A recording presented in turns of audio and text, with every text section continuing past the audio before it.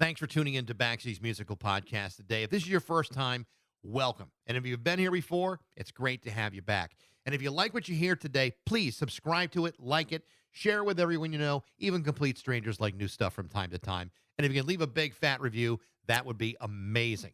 Also, check out Instagram, TikTok, and Facebook for regular updates on what's coming up next on future episodes. Today, we're brought to you by Metro Chrysler, Dodge, Jeep, and Ram in Chicopee. Visit Metro's state-of-the-art dealership right next to BJ's and Big Y on Memorial Drive. Or visit metrojeep.com and drive home with your new Chrysler, Dodge, Jeep, Ram today. Now, let's get started with my interview from Pearl Harbor and the Explosions on Baxie's Musical Podcast.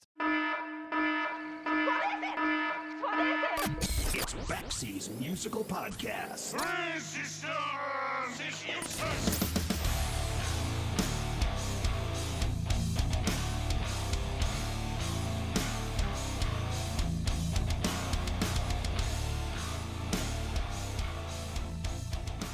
In December of 1979, the San Francisco band Pearl Harbor and the Explosions released their self-titled debut album.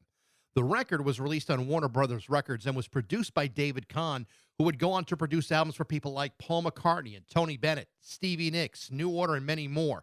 The album was excellent and well received by critics. In fact, the record even generated a minor new wave hit called Drivin', which I strongly suggest you look up and listen to. And while the album enjoyed some modest success thanks to a relentless schedule of touring, recording the next album would wind up not being so simple. Because while lead singer Pearl Harbor wanted to go in one direction, her band wanted to go somewhere else. The result of which caused the Explosions to break up due to a number of musical differences. But here's where things start to get interesting. Following the breakup of the Explosion, Pearl relocated to London in 1980 with her then boyfriend Cosmo Vinyl. Cosmo had been an associate and a one-time manager of The Clash. Pearl was looking to form another band and record what would become her first solo album. But rather than record another album of potential new wave hits, Pearl decided she wanted to release a rockabilly record that held shades of British pub rock instead. The name of that record was Don't Follow Me, I'm Lost Too. And the backup band for that record included Paul Simonon, Mick Jones, and Topper Headon of The Clash. The band also included the late Wilco Johnson from Dr. Feelgood, plus members of Ian Dury and the Blockheads, and from Graham Parker's backup band, The Rumor. And while that album was also great, Warner Brothers sided with the Explosions, and as a result, they did very little to support it, even though Pearl would regularly perform on stage with The Clash, performing her single from the album, Fujiyama Mama. The album, unfortunately, faded into obscurity and fell out of print. Soon, Pearl would begin dating Paul Simonon, and in 1982, the two of them would get married and stay together for the next 7 years. And a number of solo albums would then follow, including Pearl's Galore in 1983, and 1985, Here Comes Trouble, in which she recorded with East Bay Ray from the Dead Kennedys. In 2019, the first album with the Explosions was reissued. Some of her others were too, but that elusive solo record stayed put. That was until this year, where Liberation Hall announced that Don't Follow Me would be released this month.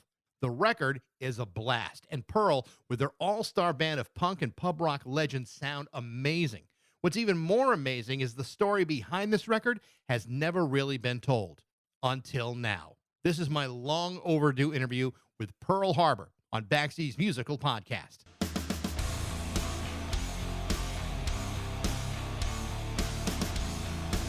Yeah, hi. How you doing? I'm okay. I'm here with you, so I must be okay. Well, let's not get ahead of ourselves, Pearl. We haven't started talking yet. Okay. It's great to have you. I have to tell you, I've been listening to the record. Don't Follow Me. I'm Lost Too for like the last couple of weeks, and it's such a remarkable 180 from that first record. And the story behind it, I think, is so incredible. And the fact that Liberation Hall is releasing it is even more amazing. I mean, this is an album recorded 44 years ago. Tell me how you got the chance to get it back into circulation. Well, I'm very, very thankful that they contacted me. Last year, and the year before, different independent record companies have been asking me if they can re-release, my old records. And so the first one that was done was my first Pearl Harbor and the Explosions. And I think I can't remember. I think it was Blix of Sounds or something redid that.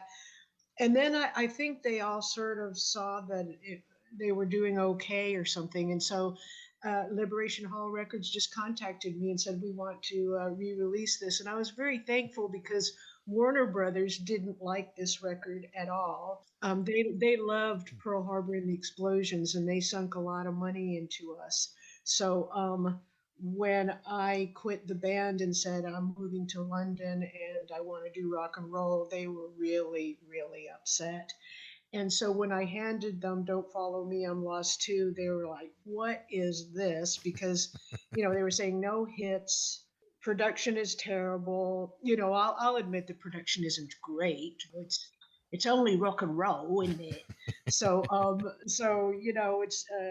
I just consider myself very lucky that it's being re-released because hardly anybody got the opportunity to buy it or hear it. So funny because I remember hearing, Driving from the first album, which came out Yeah. in 79. I even remember playing it in college radio and thinking, this is just a great record. It's just a great, solid new wave record. Uh-huh. And clearly, I mean, you guys were, working that record very, very hard, touring Yeah. constantly. Yes. And then, but then it comes time to start thinking about that second record. And it sounded like there was a division even within the band about what Yeah. direction you wanted to go. I mean, clearly you wanted to go in a It's more true. rock and roll, rockabilly direction, Yes. and I think they probably wanted to stay, in that formula that was created in the first Yes. record. Tell me about that. What happened, leading up to the split of that band? Well, the first thing is that John and Hillary Haynes, bass player and drummer, are brothers, and the three of us were in a band called Leela and the Snakes together, and this was in '77 and '78. And then think I think it was '78 we decided to leave the band and form our own band because we were playing Leela Jane's music, and we wanted to try writing our own music. We were all very young, early 20s. None of us, I mean, I had never fronted a band before. I hadn't really written, any songs before. I'd written some lyrics, but we were all pretty green. And so when we first started rehearsing, John and Hillary got their friend Peter to play guitar. So the three of them, it was these three guys who were really tight, and they all liked the same kind of music. Now, had I known then what I know now, I wouldn't have joined a band with people that like to play music that I don't like. Right. But I liked them personally, so I kept thinking things were going to get better. So I would arrive at rehearsal and they would be jamming their jazz fusion stuff or whatever you call it, their new wave fusion, and I would be saying things like, I don't like this, and I can't, write lyrics to this, and they're all like, too bad. It was kind of three against one, Yeah. and so I just sort of said, all right. So immediately in rehearsal, things started going sour because of that. And Drive-In is my favorite song, and I think it's the best song on the record. And I do like that song because it's catchy and danceable and all that junk. Um, but as far as the rest of the album, it just wasn't my cup of tea. And Peter wrote a lot of the lyrics aside from me, and his lyrics are not words that I would sing or say. They're not the way that I speak, Sure. and so I just got disgruntled about everything. And I loved performing live, and I loved performing. I didn't mind performing all those songs, even though I didn't like them, because I could be a ham and dance around and just do my own thing. But then, yes, towards the end of the tour, and we were talking about the second album, and they were saying, well, we want to go further into the fusion thing, and I said, I'm out of here. And I had met Cosmo Vinyl, who worked with Ian Jury and the Clash, and we dated, and he told me that I really should move to London because London is where everybody likes 3-minute songs. Everybody likes things raw, rockabilly, old-fashioned rock and roll. So I did that. As soon as the tour was over, I moved to London. when I think back to the early '80s where this is happening, Mhm. rockabilly was kind of making a comeback, not just in England, but it was even kind of making a small comeback here in the States. I mean, you look at the Stray Cats and the Cramps, the Polecats. This was before all of those bands. Yeah, but clearly there was interest in that music that was probably germinating a little bit. I mean, even Yes, even if you look at like Joe Strummer's 101ers, there's a lot of rockabilly yes, played in that band too, and it just seemed to me sure. that this was maybe forecasting maybe a little early, but you were not that so far removed from that genre being kind of worked on. It wasn't the craziest idea to start thinking in terms of rockabilly back then. Well, I think number one, when I first started, working with the Explosions, I went to my favorite record store in Mill Valley, which is up north, a record store called Village Music. It's like the best record store in the whole world. Unbelievable.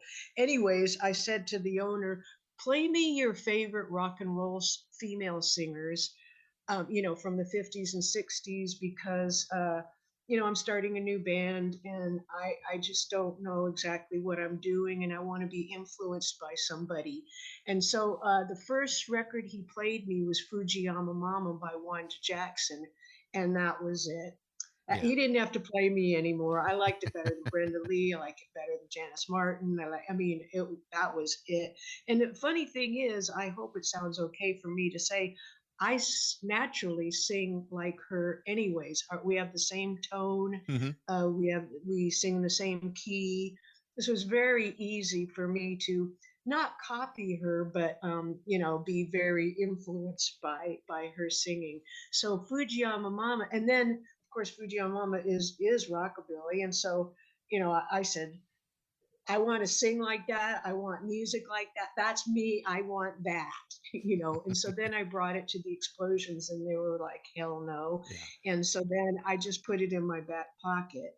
And so as soon as I moved to London, I said, this is what I want to do. And everyone in London knew Wanda Jackson. And yet no one in America did. And so that was interesting too. And then as soon as I got there, I went to all the record stalls at the flea markets because they had big stalls that were all rockabilly music. And it was so much fun. And so I just picked out all the songs that had funny and weird titles, like Filipino Baby. I just grabbed that one because I'm half Filipino. Right. And all these things just worked and just came together because of that. It's so funny. There are so many examples of how people in Great Britain knew more about American music than Americans did. They Whether did. They whether know their history. they really did. I mean, everything from blues to certain Yes. gospel acts. I mean, it really is pretty remarkable. Absolutely. It Yeah. is remarkable. And I was impressed and I was really my mind was blown. They knew everything, like you said, from the blues to gospel to old soul, rockabilly, rock and roll, everything.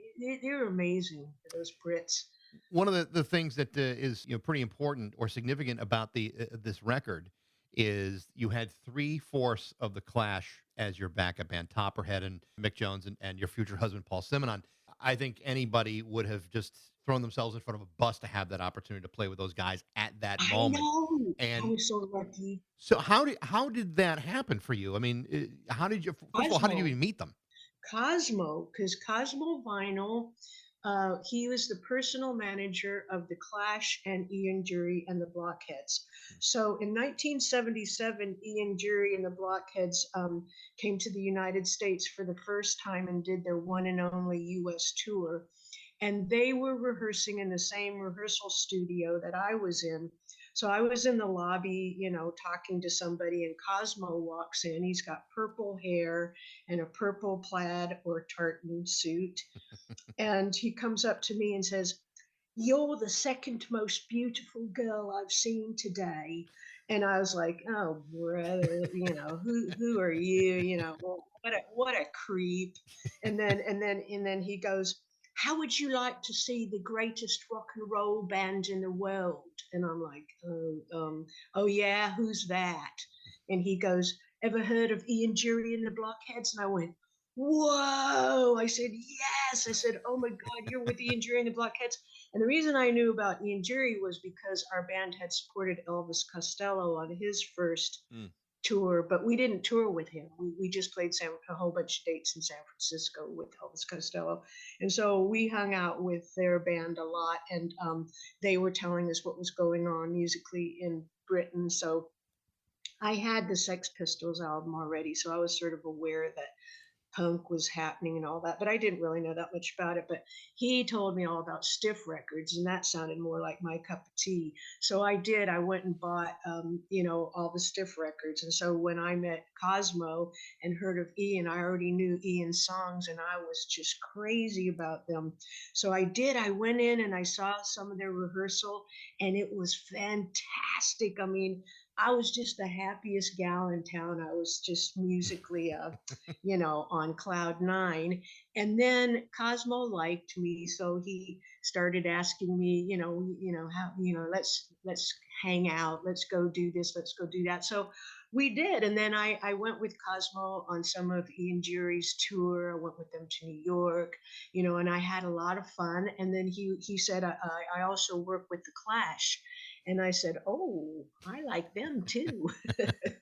So then Joe and Mick came to work with Sandy Pearlman on Give 'Em Enough Rope. So that was in San Francisco. And so the two of them were in San Francisco, working on that record. And so Cosmo was back in town for that. And he introduced me to Joe and Mick.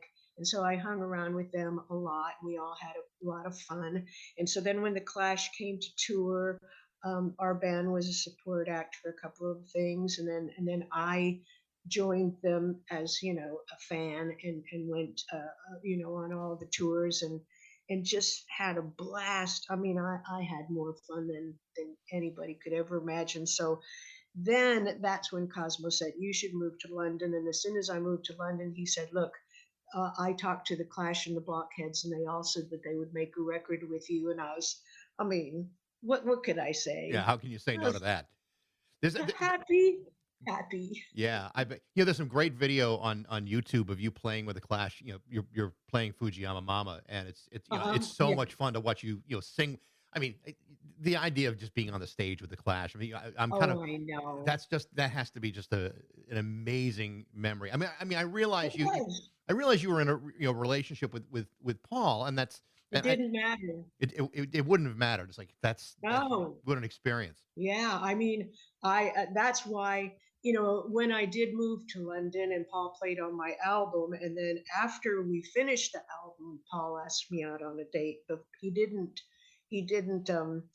flirt with me or anything like that when we were making the record, because we were all, well, I guess you could say we were all professional, even though we were all drinking Guinness and smoking pot, but that doesn't matter. But we all had a lot of fun making the record, and it only took about 3 weeks, which in those days was, and that includes mixing. Yeah, So we did everything really quick because all of them, especially Wilco Johnson was in Dr. Feelgood, and he's the best rhythm guitar player in the whole world. And so all these people really like 3 minute, no nonsense rock and roll. So that's what we set out to do. And then that's what we did. And we had so much fun. I can't tell you. And I keep saying this, but I'm very thankful and very lucky. I wanted to ask you about Wilco Johnson. I know he just died last year, and he was such a Yeah. great and unique guitar player. There's no one that Yes. played like him. But then No. you brought up Ian Dury, and I'm glad you did, because I think that's like one artist that Americans just have never really understood or embraced. But I if you know. spend the time to really get into his music, and you understand the history of pub rock and everything, you Yeah. realize, I mean, this guy was just one of maybe the I greatest know. lyricists, I think, in the last 100 years. I mean, just Oh, I great, agree. just I great. agree. And I was so lucky that Ian liked me, because he was a real gruff character and everyone was afraid of him, including Johnny Rotten and all, people would just, back away from him because he did growl, and he would hit you with one of his caliper sticks, his Right. brace sticks, if he didn't like you. But he did like me. And so I think he thought I was a funny American girl. And I don't think most of those guys had met many American girls. And since I knew my musical history and I'm a record collector, he, had respect for me. And so he gave me a thesaurus. He gave me a rhyming dictionary. He taught me how to use them.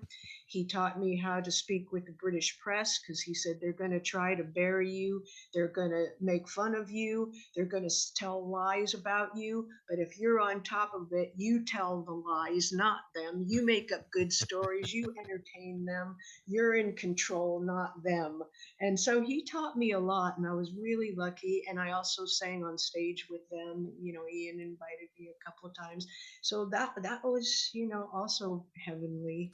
You guys record the record, and you're doing this at some level of risk. I mean, you walked away from another band that was on its way to being very successful. I mean, Yeah, and you pour your heart into it, and then you present it to the record company, and like you said, they just didn't get it, and that right. happens more often than not. Walk me through that a little bit. I mean, they tell you they don't like it. What happened next after that? Well, I hand them the finished product. The head of publicity was this wonderful woman named Moira Bellis, and she loved it. She was a really cool woman, and but she was the only one who liked it. And the Hmm. Americans especially hated it. The Brits liked it more than the Americans because they were more familiar with that kind of music, and it wasn't a mystery to them. They didn't scratch their head and go, "What is this?" But the Americans did. They said, "No hits. What is all this music? This has nothing to do with anything that's on the radio. We can't get you any radio play with this. We don't like it. And by the way, who's playing on the record?" So I told them everybody, but then they said, "Well, why didn't you credit anybody on the record?" So I don't know if you've seen the original Don't Follow Me, I'm Lost Too, but I didn't do any credits. I didn't mention that the Clash and the Blockheads were the musicians and Wilco Johnson. And the reason why I did that was I was kind of being all punk rock about it. Cosmo and I talked about it, and we said that the British press were going to say the only reason why anybody is listening to this record or anybody cares, and nobody cares about you, is that they, wanted to hear what the Clash and the Blockheads were up Right. to.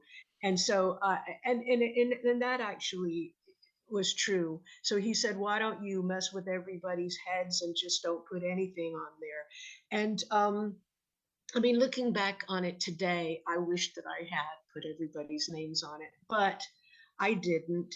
And so Warner Brothers really got upset about that. They said, "Look, we don't like this music. You won't credit the Clash and the Blockheads. We don't have anything to go on to sell this Mm. record. Goodbye."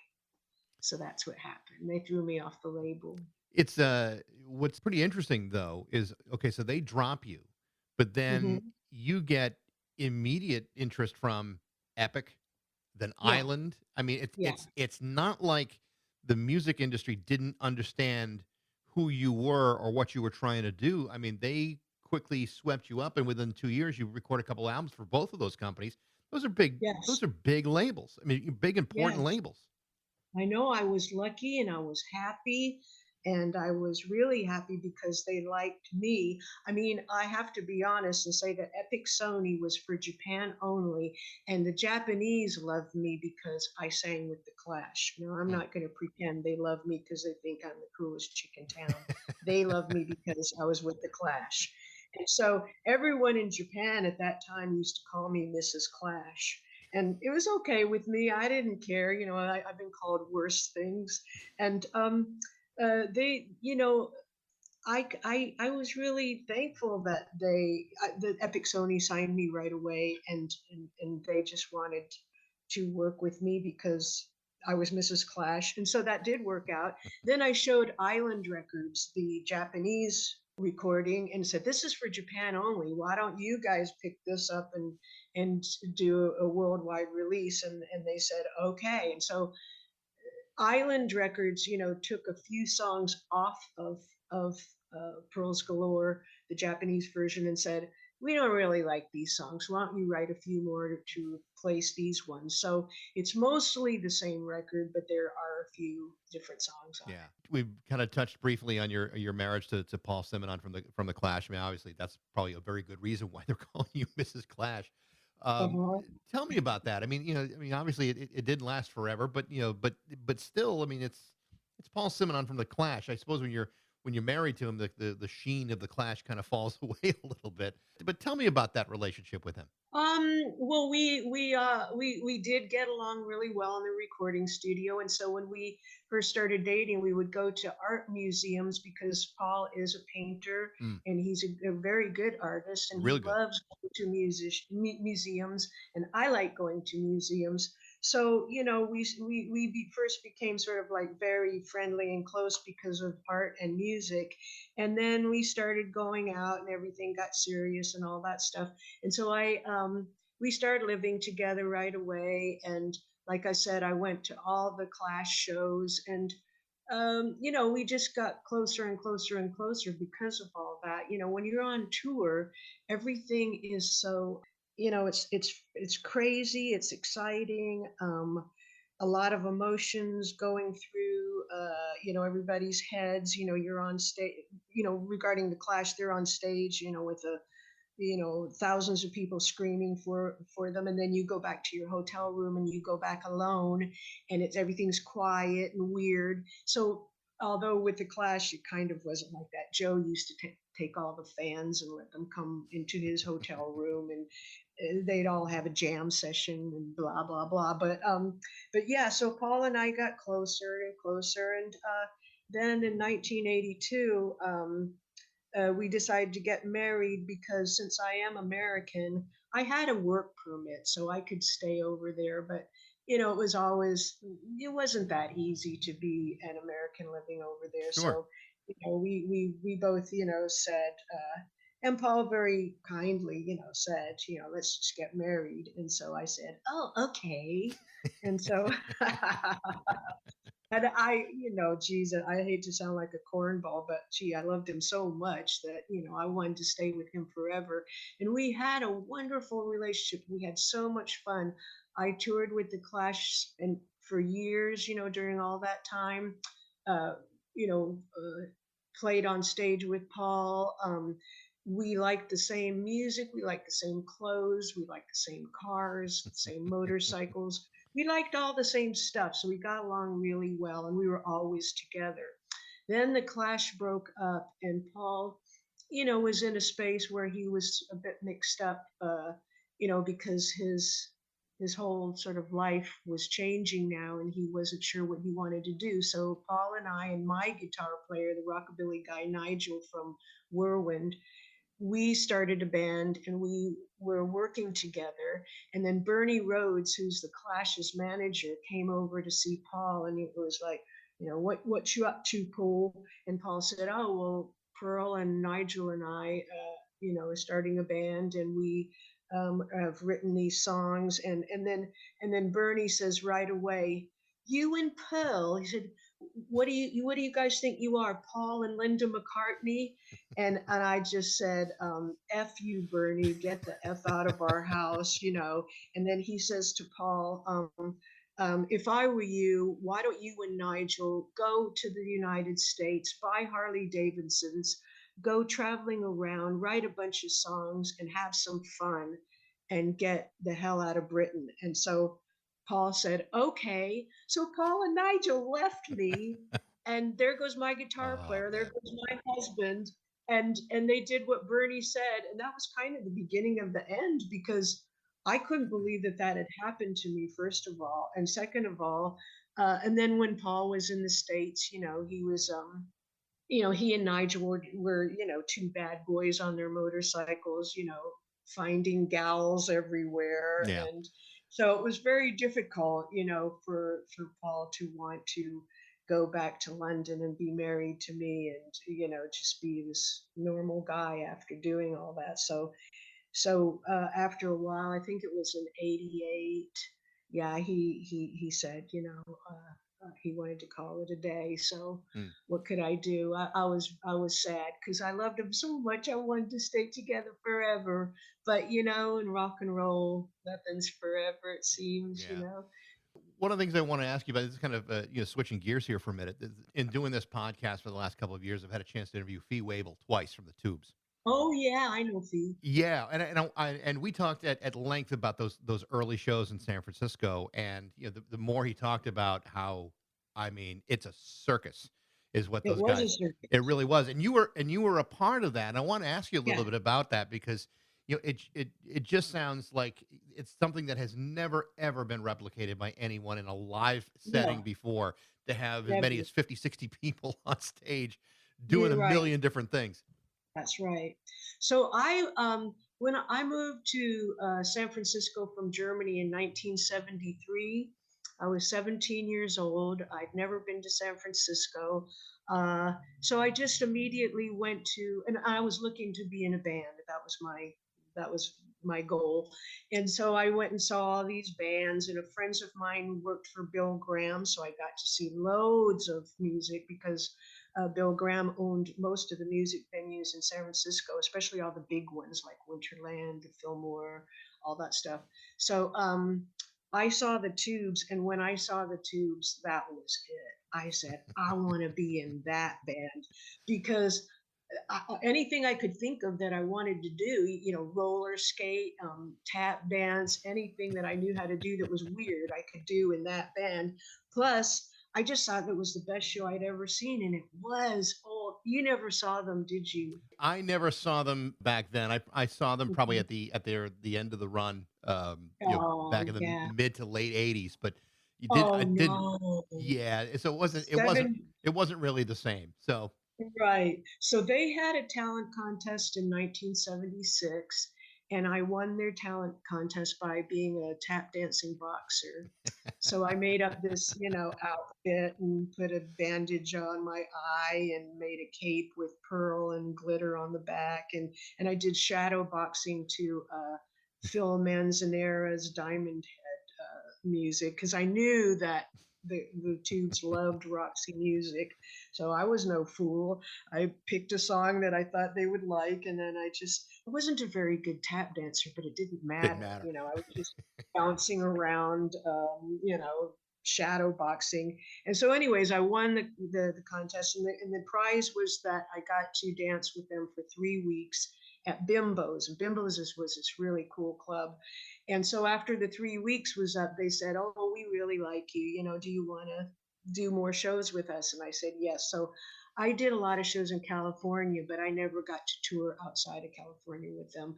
But I roller skated, hula hoop, tap danced, sang background vocals, did percussion, did cartwheels and flips. I mean, I just had a ball. Every time I hear about those shows, it just sounds like I can't even imagine being in the crowd and getting every Oh, penny's worth oh of my that gosh, yes. show.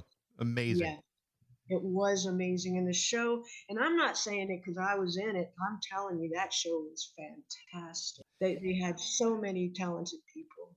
You know, Liberation Hall has done such a remarkable job with any number of projects that they've been involved with. In many ways, kind of righting wrongs and reintroducing the world to some great records and amazing live performances. And I'm very happy that they have been able to bring this record back. Don't Follow Me, I'm Lost Too. I think it's a great record and historically really significant. I mean, there's so much going on with you and the guys who are playing with you. I mean, it really is something remarkable. I know you're proud of it. And I know they're proud of it. And so, congratulations for it coming back. Oh, thank you so much. I agree that I'm a very lucky person to have this happen to me, and I'm so very thankful. I'm glad you like the record.